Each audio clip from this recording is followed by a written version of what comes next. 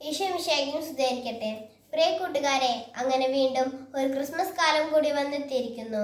കുട്ടികളുടെ മനസ്സിൽ ഡിസംബർ മാസത്തിൽ പെട്ടെന്നോടിയെത്തുന്ന ചിന്ത നക്ഷത്രങ്ങളും കേക്കും കരോളും പുൽക്കൂടും സമ്മാനങ്ങളും ക്രിസ്മസ് ട്രീയും പുതുവസ്ത്രങ്ങളും ഒക്കെയാണ്.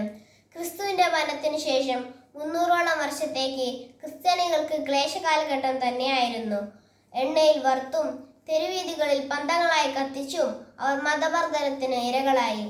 AD 320 കോൺസ്റ്റന്റൈൻ ചക്രവർത്തിയുടെ ഭരണകാലത്ത് റോമ സാമ്രാജ്യം ഒരു യുദ്ധത്തിൽ തോൽക്കുമെന്ന അവസ്ഥയിൽ ക്രിസ്ത്യാനികളുടെ ദൈവം യുദ്ധം ജയിപ്പിക്കുകയാണെങ്കിൽ ഞങ്ങൾ എല്ലാവരും തന്നെ ക്രിസ്ത്യാനികളാകാമെന്ന് പ്രഖ്യാപിച്ചു. മുന്നറിയിപ്പ് ലഭിച്ചതനുസരിച്ച് പതാകയിൽ കുരിശു പതിച്ച് യുദ്ധം ചെയ്തു. അവസാനം യുദ്ധത്തിൽ അത്ഭുതകരമായി റോം വിജയിച്ചു.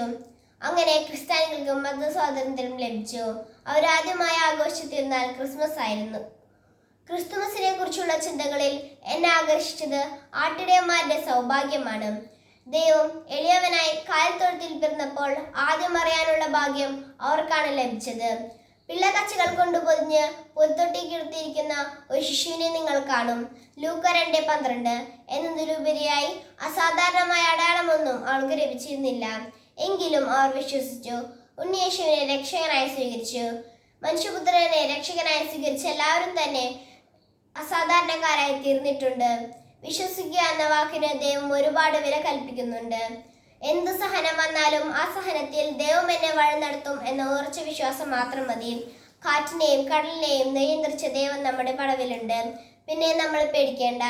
ദൈവം നമ്മെ സമാധാനത്തിന്റെ ഒരു ഉപകരണമായി തീർക്കും. തീർച്ച. നന്ദി.